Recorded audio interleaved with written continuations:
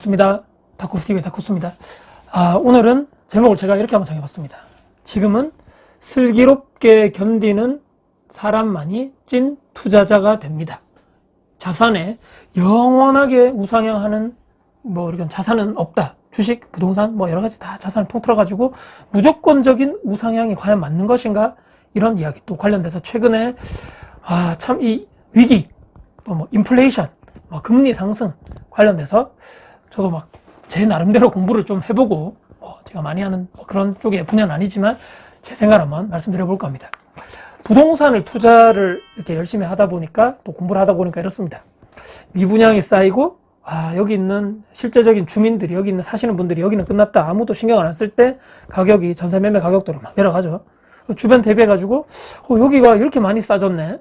근데 다른 타 지역 인구수 대비해가지고 보니까 여기보다 저기가 원래 인구가 여기 더 많은데 여기가 예전보다 가격이 더 높았는데 물량 때문에 엄청나게 폭락을 했네? 가격이 많이 내려왔네? 향후에 그래서 공급이 줄어들고 미분양이 많이 늘어나는 시점에서 미분양이 점점 시간이 가면 갈수록 소진되고 그래서 쉽게 매수자 우위 시장에 우리가 어떻습니까? 매도자가 우위가 아닌 매수자, 내가 살 시점. 사람들이 너도 나도 팔려 할 때, 아무도 투자하지 않으려 할 때, 너도 나도 던질 때 그때 쉽게 투자를 해서 그러니까 매수자 우위 시장에 사가지고 시간이 좀 지나서 너도 나도 관심을 보이고 분양권 같은 거 최소 누구나 저 사람 내 친구 누구 사돈을 팔천할 것 없이 이렇게 분양권 같은 거 다 한두 개쯤은 보통 다 들고 있는 하지만 향후 1년 2년 뒤에 입주 공급이 폭탄인 가격이 조정되기 전에 여기는 정말 어디다 분양해도 건설사들이 여기는 불패야. 정고점 같은 거 예전에 쭉 떨어지는 거 올라가서 정고점 회복 다 했어. 신고가가 파파박 나와. 전세도 귀하고 분양 경쟁률도 엄청나게 장난이 아니고 해서 건설사들이 너도 나도 짓는다는 얘기죠. 약간의 그래서 마진을 놔두고 욕심 좀 내려두고 적정한 선에서 상대적으로 쉽게 매도하는 이런 전략. 하지만 향후에 입주 공급이 조금 있네.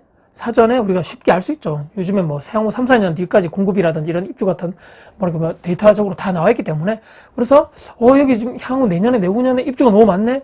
지금 미리 팔아야 되겠다. 어떻습니까? 과거에 2021년도 대구가 그랬고 그때 비슷한 무렵에 세종시가 아마 그랬던 거 아닌가 싶습니다. 또는 이런 전략이 아니면 그러니까 말씀드린 대로 조금 상대적으로 쉽게 매수해서 너무너무 바바박 튀길 때 그때 너도 나도 관심 있을 때 그때 조금 안전 마진이 있더라도 너무 크게 내가 최고가에 팔까 이렇게 생각하지 말고 조금 욕심 내려두고 상대적으로 좀 쉽게 매도하는 전략으로 가든지 첫 번째, 두 번째는 부동산 어떻습니까? 제가 항상 말씀드리는 입지 좋은 곳에 하락이나 조정이 있더라도 난 장기적으로 들고 가겠다. 왜? 그 땅에 그 핵심 입지의 가치는 그 지역에서 쉽게 변하지 않는다. 이런 생각을 가지고 공시가격 같은 건 어떻습니까? 조금 조정이 있지만 그래도 시간의 순서 계속적으로 역사적으로 계속 올라갔다는 얘기죠. 그래서 즉 핵심 입지에 있는 부동산은 땅은 계속적으로 난 장기 보유하겠다. 이런 조정과 하락이 조금 있자 할지라도 나는 던지지 않고 가져가겠다. 두 가지 전략이 저는 부동산을 가지고 계속적으로 10년 이상 투자를 해보니까 이 두 가지 전략이 맞더라. 단타 이런 것보다는 말이죠.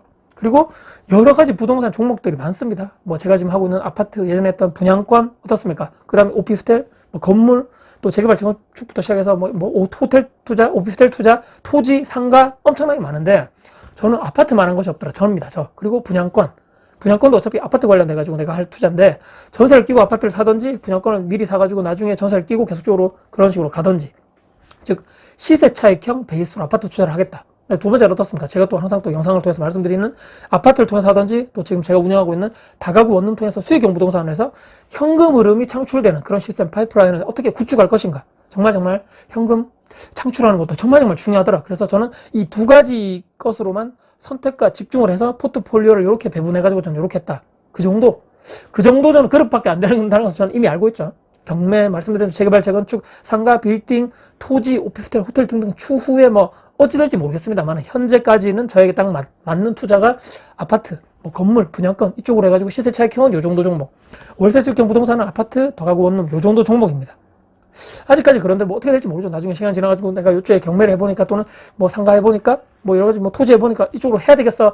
미래는 어떻게 될지 모르겠지만 지금은 선택과 집중을 하는 것이 맞다. 제가 잘할 수 있는 분야 꾸준히 예전부터 해와서 경험도 있고 이것만 해도 저는 아직까지도 공부가 아직 덜 됐다고 보거든요. 아직까지 공부할 게 너무 많고 무궁무진하고 다 잘할 수 없기 때문에 선택과 집중을 하는 것이 맞다고 봅니다. 말씀드린 대로 부동산 투자 관련돼서 저는 이렇게 조금 간략하게 말씀을 받고 또 하나의 대표적인 대한민국 투자 방법이 주식이 있겠죠. 주식 어떻습니까?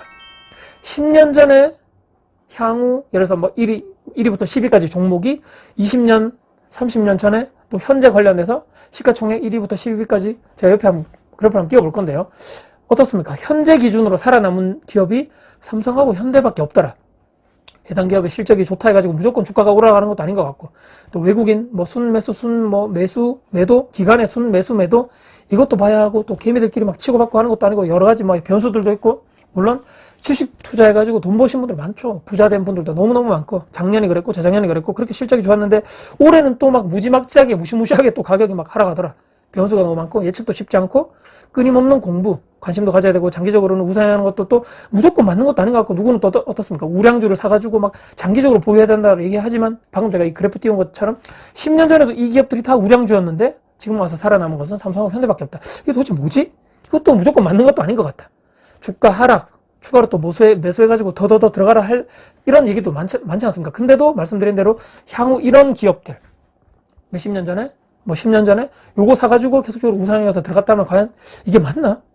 내 인생이 스스로 꼬는 것이 아닌가? 여기 보이는 LG, 포스코, 뭐 한국전력 다 우량주인데도 불구하고 지금 현재는 어떻습니까? 이거 예전에 샀더라면 계속적으로 막 자산이 우량주라고 그랬는데도 불구하고 계속적으로 내 자산은 마이너스가 된다. 물론 그 중에 싸게 잘 매수해가지고 고점에 팔고 나오신 찐 고수들도 당연히 있겠죠. 주식, 부동산, 코인, 현물자산, 달러, 금, 은, 원자재 등등 여러 가지 막 엄청나게 수많은 투자 종목들이 많습니다.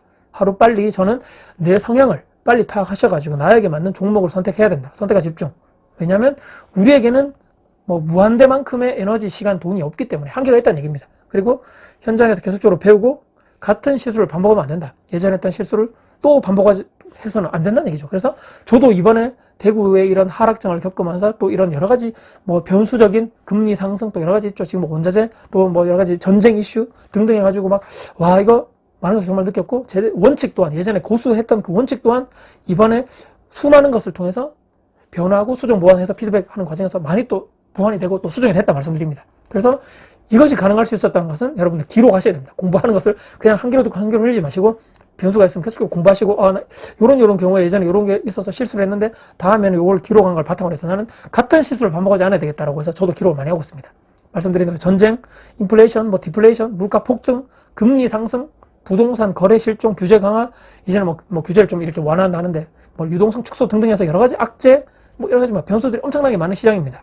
슬기롭게 이 시기를 잘 헤쳐나가는 저와 여러분들이 같이 됐으면 하는 바람이고, 이것을 위해서 거듭나기 위해서 찐 투자자가 되기 위해서 공부하시고 또 공부하시고 추가적으로 탑재돼야 될 것은 어떻습니까? 이 유연한 사고방식, 뇌가 유연해야 된다. 말랑말랑 해야 된다는 얘기입니다. 그래서 한 단계 한 단계 업그레이드 되는 저와 여러분들이 됐으면 하는 바람이고, 같이 그렇게 됐으면 좋겠다. 지금부터 살아남는 사람이 진짜 강한 사람이 될 것이고요. 거품 이렇게 막 쫙 거치면 누가 진짜 투자자인지 아니면 찐 투자자인 척 하면서 입만 이렇게 막 실력도 없으면서 입만 살아서 움직였는 사람인지가 이렇게 딱 완전 드러나게 되겠죠.